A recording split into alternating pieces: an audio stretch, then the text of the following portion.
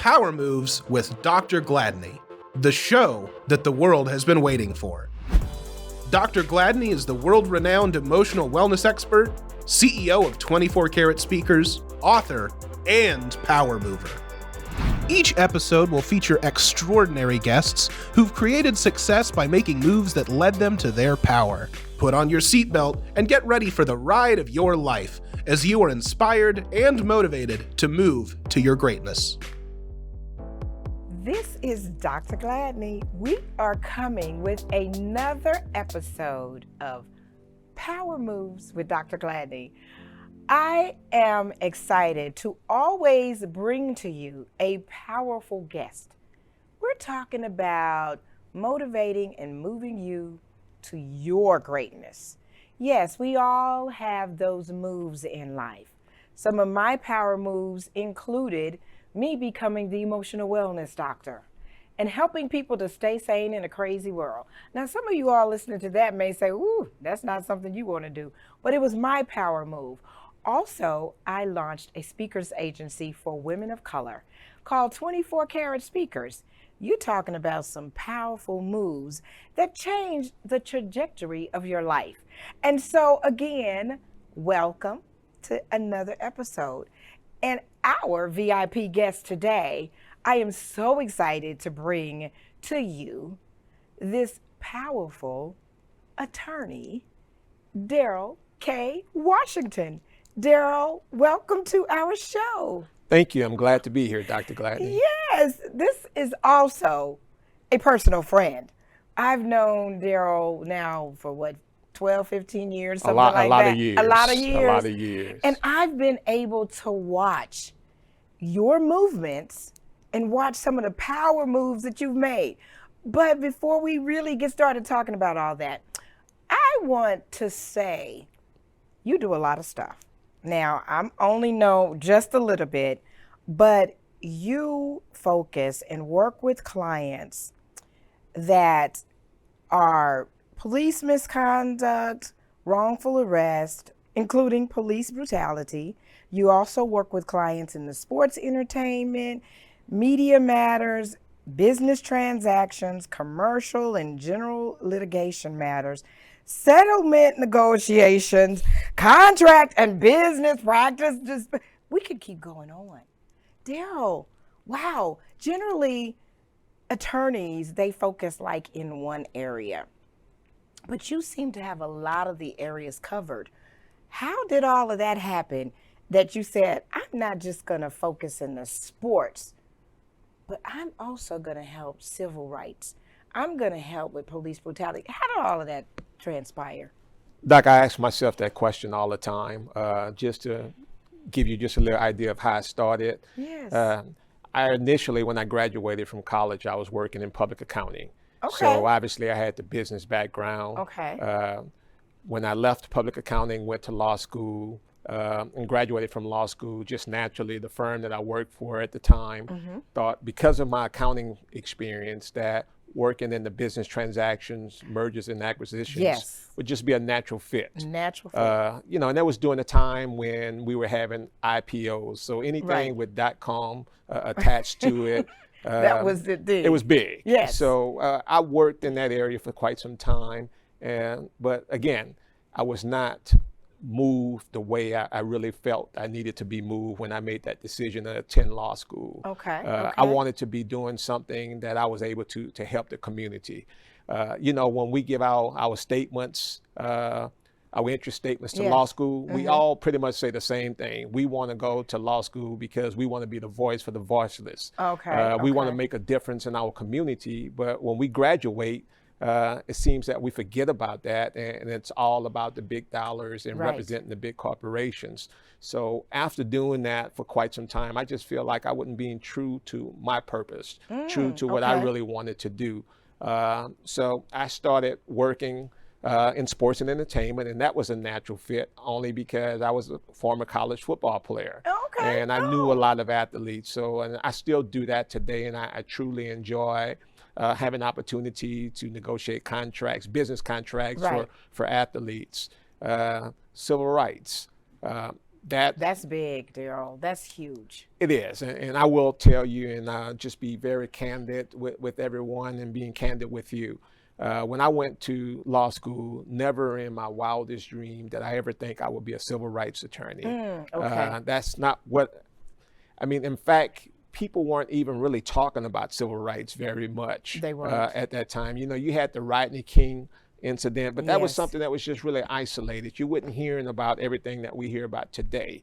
And obviously it's because we didn't have cell phones that was videoing all Right. these incidents. And social media. Correct. So Yes. those, and I'm telling my age just a little bit, talking about no Well, social media at I that time. listen, me too. Right. We there together. Right, I understand. But I'll never forget about 15 years ago, and again, I was working in commercial litigation, focusing primarily with large corporations. I was in the entertainment industry, as you know, Right. working with radio personalities. And so I decided that I wanted to take some pro bono cases. And one of the pro bono cases I took it actually involved a police shooting in Irving, Texas. Okay. Wet behind my ears, really not knowing what to do. But, you know, it was something that was really interesting to me. And I took the depositions of these two police officers who actually killed my client's son. And when I discovered what was going on in police practice, I was like, you know what? This is something that I need to look into more closely. Okay. And here I am today, 15 years later, primarily focusing mainly on civil rights matters. Wow. So you started out as an accountant. What made you want to go to law school? And when you decided to go, what were you wanting to practice? Sure. And I'll be honest, the reason I even ended up in accounting was because of my brother. You know, you want to do everything that your older brothers is doing at that time. So I got into accounting. It was a great move for me, but I knew right on that accounting was not for me. I'm glad that I got the expertise from working in the business arena, but, you know, just counting other people's money all day, all the time. Not your money, but not other my people's money. Yeah, that's right. Was not really something. That wasn't fun. No, and I really didn't think I would be able to impact the community the way I really wanted to, being an accountant. And I've always wanted to be a lawyer. I mean, that has always been, always been my dream. I either thought I was going to be a professional football player or an attorney. And, you know, I figured that becoming an attorney was something that I needed to do. But I tell you, you know, just very quick, I'll never forget, I ran into a good friend of mine, Claude Benjamin. Claude and I was talking, and I asked Claude what he was up to. And he told me he was on his way to law school. And I was like, law school? That was like my confirmation. And I looked at Claude and I asked him some questions about it. And I told him, I said, I'll see you the following year. And that following year, Claude and I were roommates in law school. So that conversation that I had with Claude was that one confirmation for me that I needed to go to law school. And I knew going to law school, doing something that I truly enjoy, was going to be able to give me the ability to be able to provide for my children. And that was the thing that was just so important to me. And here we are today. My daughter is now a lawyer. So I feel like I made the best decision. You did. Talk about the legacy. Talk about doing something that your kids can see that it matters enough that you pass that on to them. Most of the time, our kids, whatever we're doing, they want to go far away from it. So that right there speaks to your greatness, which leads me to my next question. When did you realize your greatness? You know, I'll be honest with you. You know, when you hear that word greatness, you know, you think of Kobe Bryant. You think of Michael Jordan. These are people I see as great. Okay. When I think of the work that I do, I more or less look at it as my calling, more than greatness. I just, you know, doing civil rights, being able to not be afraid to fight for others, taking on a corrupt system. This was something that gave me pure satisfaction, pure enjoyment. And, you know, when you Doc, I'll be honest, it's very difficult because unlike working in mergers and acquisitions, when you close the deal and people were celebrating after closing a multi-million-dollar deal, in civil rights, there's no celebration. Yes. It doesn't matter how big the settlement is. You're dealing with the family who lost a father, a son, a daughter. There's no celebration to it. But, you know, whenever you can work a system like this and hold people accountable for their wrong, I mean, there is a fulfillment and satisfaction. You think of the things that Dr. King used to do when he was trying to fight for justice. And that's the thing that really gives me satisfaction, being able to fulfill my calling. But so did you know that was your calling? Because you said you went into law school and you didn't think that you would ever be a civil rights. You were going to make a difference in the community. So when did you realize that was really your calling? When you did the pro bono cases, what was that? When I realized that I was willing to probably practice what we consider the hardest area of the law, for in many instances, no compensation. When you are willing to do something, knowing that there is a great chance that you won't be compensated for it, then you realize that you're doing something that's your calling. And you're working for free. Right. You're no longer doing it for the money. You're doing it for your satisfaction. You're doing it because it's a commitment that you made to God. You know, when, you know, we pray about it all the time and say, lead my way, make these directions. Yes. And you know, he'll provide for everything else. And this is how it's been. I realized that my true calling is fighting for others. Wow. So I want to say right here, audience, that you said some powerful things, but you had to have money saved up in order to be able to take on cases that the pro bono. So that speaks to some of the moves that you've made in your life. So I want to ask you, what is that one move that you felt like put you on a different course? I mean, being able to make sacrifices. You know, there are a lot of things that I would like to do, a lot of places I would like to go. But I know in order to be able to do the things that I'm currently doing, I can either, you know, go hang out and spend the money on vacations, or I could spend the money on making a difference and establishing that legacy. For me, a vacation is fun, and it's going for that moment. Yes. I'm going to be able to truly enjoy it. But when you changing your community, when you making a difference in the country, this is something that's going to live on long after I'm gone. You know, so your daughter is cycling. So would you say that one power move was when you realized, when you took on the first civil rights case and you realized, oh my goodness, that impact? Do you feel like that is the point to change your trajectory? Because you could have stayed in sports entertainment. I mean, there's a whole lot. You can make a difference in there as well.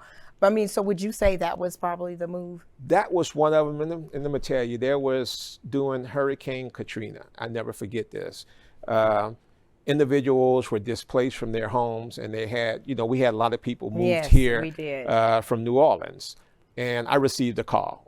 And it was from someone at the time. They were giving them vouchers to live in apartments, and you had to apply by a certain time. If you didn't, you would not get the voucher to be able to continue living in the apartments. So I received a call from a lady from New Orleans who told me that they were not going to renew her voucher, and she was going to have to be. She was being kicked out of the apartment with her kids. And at the time, Doc, I was like, you know, as much as I would like to help you, this is just not something that I do. I really can't help you at this time. And she started crying. And, you know, I was like, you know, sometimes that comes with the territory. But about an hour later, someone showed up at my door with her kids. And I was like, who is this? And it was actually the lady who called me asking me to help her. And she just pleaded. She said, I don't have money. I don't have anything, but can you please help me? It was that moment. It was that moment that I knew that I needed to make a difference. And because there were people who were out there truly hurting and nobody was helping. So I decided I would help her. Okay. And we were able to get the decision overturned. She was able to get back into her apartment. Okay. And true story, I'm able to tell the story just a little better now without having tears come out. Yeah, But, because I mean, look, I'm trying to keep. she came to my office, and to thank me, she was like, listen, I can't give you any money, but I want to give you some milk and a picture frame. This was what she brought to my office. I was like, I don't know why she brought milk, but Milk? she brought milk and the picture. She said, this is all I can offer you, and I was like, listen, the psychologist in me is saying, well, maybe the milk was a representation of sustaining life, because that's what we need to sustain life when you first get here. I don't know. That's just my stab at milk in a picture frame. It's a true story. I mean, and Wow. Doc, I'll be honest, it brings you back to your humble beginnings. Absolutely. When I was young and I used to visit my grandparents, I didn't realize that my grandparents were poor. And it was probably not until I was a teenager, that you're able to start looking around and you're like, man, my grandparents don't really have a lot of money. But what they did was they had a lot of love, and we never went without. Right. And so now when I see a lot of people who are underprivileged, a lot of people who can't help themselves, I can't help but think back to my grandfather and my grandmother and my aunts who grew up in that little tiny home in Lake Charles, Louisiana, or in Opelousas, Louisiana. Right. And often wonder, what if people would turn their backs to them and not help? So again, being able to help people in our community, being able to see people when you walk into these communities and they're happy that you're there, that means so much more to me than helping somebody close a multi-million-dollar deal. Yes. I mean, that just means so much more. Well, and you have a different understanding, even from the number standpoint, having come from being an accountant background and seeing numbers. Everything is about numbers and the deals and this and now you're dealing with people in real lives. I'm going to ask you this really important question when we come back from our sponsor break. In just a second, I'm going to ask you, how do you maintain your emotional wellness? Oh, wow. When we return.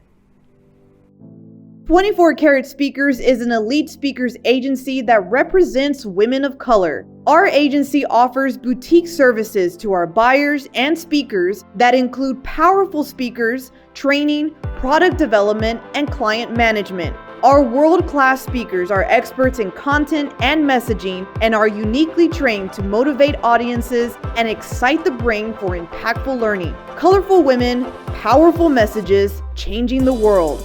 To hire one of these amazing women, go to www.24caratspeakers.com and let us help you create your world-class event.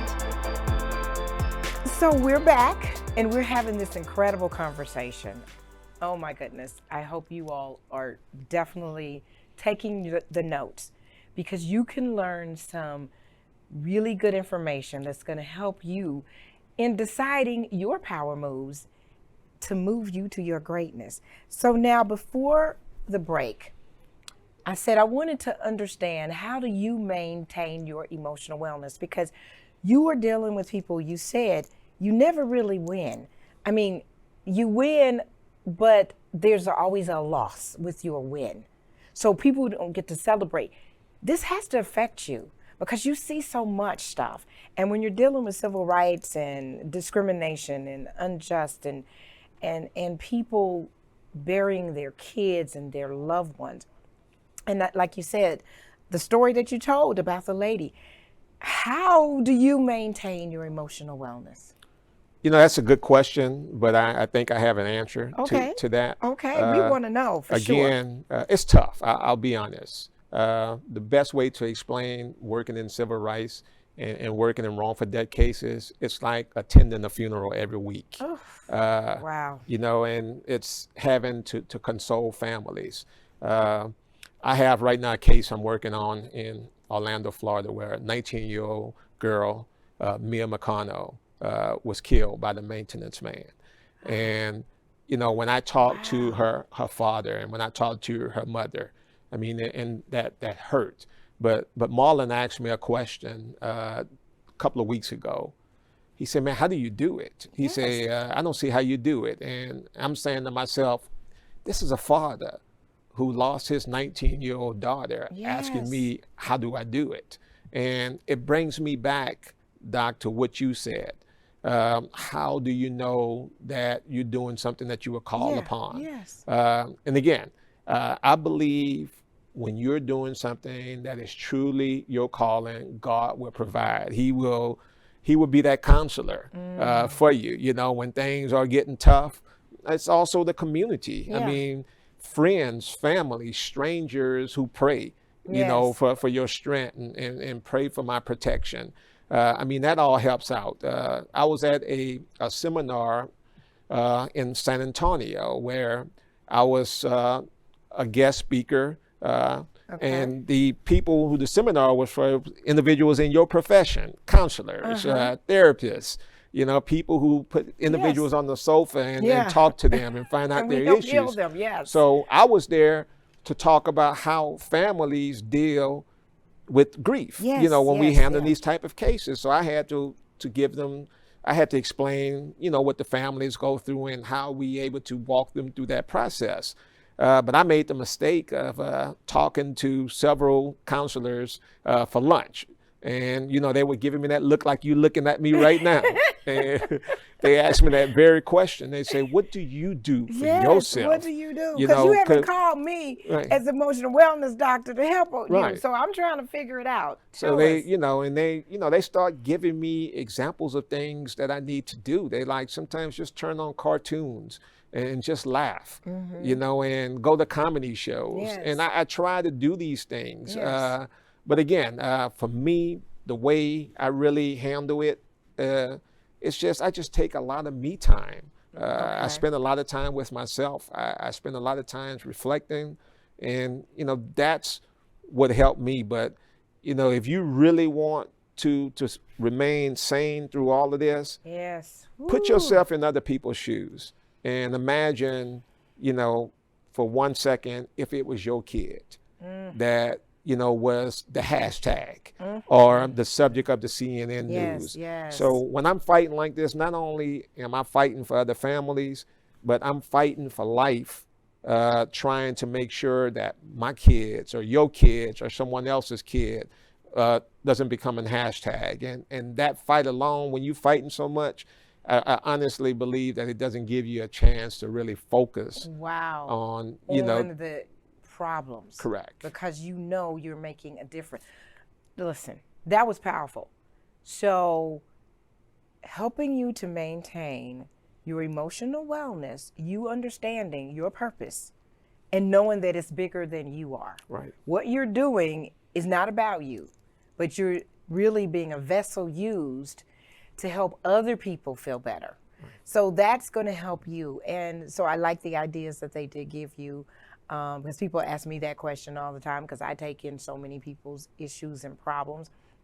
But again, I tell people I don't focus on the problem, I focus on the solution.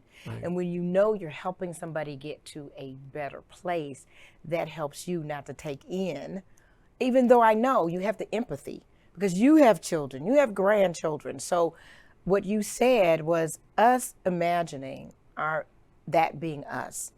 That's going to keep you in that space that what you're doing it matters. Right. And you are so powerful. Let me ask you, what is the one thing that you think people should avoid when they are deciding their power moves, what it is for their life? Never make a move based on money alone. When you making that decision, when you want to make that power move, make sure that you're doing something that you truly enjoy. Right. When you're doing something that you truly enjoy, you're going to be good at it. When you are good at something, then people want you. And when people want you, then the money comes. Okay. But unfortunately, so many people do it backwards. Right. We're doing it just for money. I was listening to Mike Tyson talk. Okay. And he said something that was so profound. He said, you know, the only people who think that money is everything or people who just really didn't have a lot of money. Right. Because he realized that the money is not all, it doesn't guarantee happiness. I mean, No. it gives you material possessions that you may have never Right. dreamed of. Right. It allows you to go to places that you never thought you would Gives go you to. options and But freedom. at the end of the day, it's not going to stop you from having a cold. Yes. It's not going to stop you from Yeah. having cancer. No, It's does not going to not. stop you from having heartbreaks. So when you're making that power move, you just have to do something. You have to figure out what's your calling. You really do. Mm-hmm. And it's not for me to determine what your calling. It's not for your parents, right. your friends. It's just you. Right. You're going to know. And it's like when it's right, you're going to know it's right. I Right. mean, and it's just, I had an old man who told me this a long time ago. He said about changing, when you make a change in your life. He said, we all going to get to the point you're going to make that change. It's either going to be a good change or a bad change. But when you make it, you're going to know it. You're going to know it. You're going to know it. And that's just how, when it's time for you to make that move, you're going to know it. You know we it's just time. fight it so so often we fight it. But, if you make that right decision, you'll know it. And everything else is just going to come naturally. Okay. Okay. So now, Mr. Washington, what is that one thing that if you could tell people just one thing, maybe two, because it's so hard, what would you tell them, the people listening right now? What would you tell that one thing that you feel like could put them on a different course? It's hard to just say. I know one. That's why I thing. said you can name two. If you got three, that's fine. But you can't be afraid to fail. That's good. I'll just tell you, That's good. in order to be successful, and we have different meanings for success, We do. but you have to be willing to lose more than you win. I mean, because if you just winning all the time, Yes. then there's no motivation. There's nothing for you really to learn from. You really think you have it all. But when you lose, losing make you truly focus. Yes. Losing make you work hard. It makes you look at and reflect on what you did wrong. Right. And if you're able to do that, then you become better. But, oftentimes people don't believe that it's okay to make mistakes. People don't believe that it's okay to lose. You're gonna lose. You're gonna make mistakes. It's gonna be heartbreaks. Wow. But that's just part of it. Well, that's really something coming from an attorney who, when you're in the courtroom, all you want to do is win. That's it. So how do you, that seems counterintuitive. So how do you tell yourself if you didn't win a case, how do you still make that a win for you? Because that's the difficulty. Nobody wants to fail. We all want to win at everything. How do you turn that loss around to a win to say, that it's okay? Right. And, even practicing law is a little different because, it's not like basketball where you can look at the scores. Yes. and know, who actually won. When I'm trying cases, I really feel like even when I don't get the verdict that I didn't lose, I just feel like they didn't go our way for some reason. Unfortunately, a lot of the reasons have to do with this system that we're part of. But I still, even when it's that way, I still try to reflect back on how the trial was. Okay. Could I have done something better? And I just learn. I learn from every situation that there is, and that's good. You just, so it's really your mindset. It's you looking and saying, I didn't lose, or we didn't lose. Now I know that's difficult explaining that to your client, but we didn't really lose. It's just that they didn't go the way that it should have a lot of times. Because if you're doing civil rights cases, we already know the system, the balance of what that looks like. Oh my goodness, this is so good. I hate wrapping up because I just want to talk for hours with people because there's so much knowledge that we can learn. Before I let you get out of here, we want to know what is your next, because you have done a lot, and I didn't even listen, the resume this guy has, And generally when people are doing things, he's not even concerned about his resume. And you were named Attorney of the Year, and you've won so many different awards, and you've done so much. And when you look around and you see, and your success has come, and you weren't even going after the success, right, but it's there. So what is your next? You know, I really feel like I know what my next is. I'm just not saying it right now. Okay. But I do have a next. I want to have a next because I just think it's important in life that you just don't stay somewhere too long. You know, you have to be able to experience something else. But that next is not going to happen until I see the change that is needed to make sure that we don't need as many civil rights attorneys. You know, Doc, it's just really hard right now when you see what's going on in the school shooting, when those little children lost their lives, when I'm having to see so many unarmed Black men lose their lives. You know, I have my next, but I have to ask myself, when will I get to that next? I really want to be able to get to that next, but hopefully I'm doing something that's going to inspire the younger generation coming behind me, the younger lawyers coming behind me to want to do what I'm doing. And when we get even more people doing it, then I could move on to that next. But I can't move on to the next knowing that we don't have so enough much work to do. Right. I mean, because not a lot of people want to practice this law. A lot of people are not made for it. It has to be their calling and their purpose. It has to be. Well, can you promise that when you do get to your next, you're going to come back on this show? Look, you're going to tell, this is going to be where you're going to tell what your next is. I'm going to tell my next right here on this show. I enjoy coming on this show because, you know, whenever I talk to you, Dr. Gladney, it saves me from having to make an appointment because even in your interviews, you counseling me. You're giving me that you know, that energy, that food that I really need. So it's been great being a part of your show. I know the audience are enjoying your show because you just have a way of giving us that food that we really need to make it throughout the day. So it's been a pleasure being on your show. I appreciate that. And thank you so much, because what you have had to share today, I know is impacting and is making a difference in the lives of people. Again, this is Daryl K. Washington. You want to tell your firm?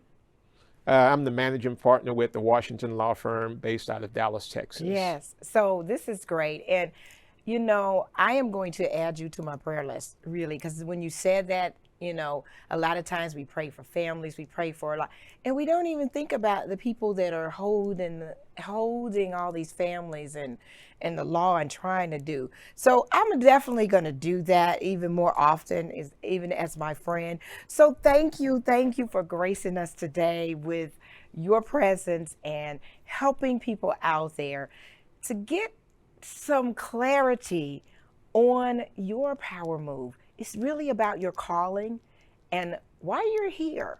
So we got to find that out. And hopefully today you've learned some things that are going to inspire you. So until the next time, we're saying to you, have a powerful day. Thank you for joining us for today's Power Moves with Dr. Gladney. For more information or to contact Dr. Gladney, go to www.drgladney.com. Or to hire a 24-karat speaker, go to www.24karatspeakers.com. We'll see you next time.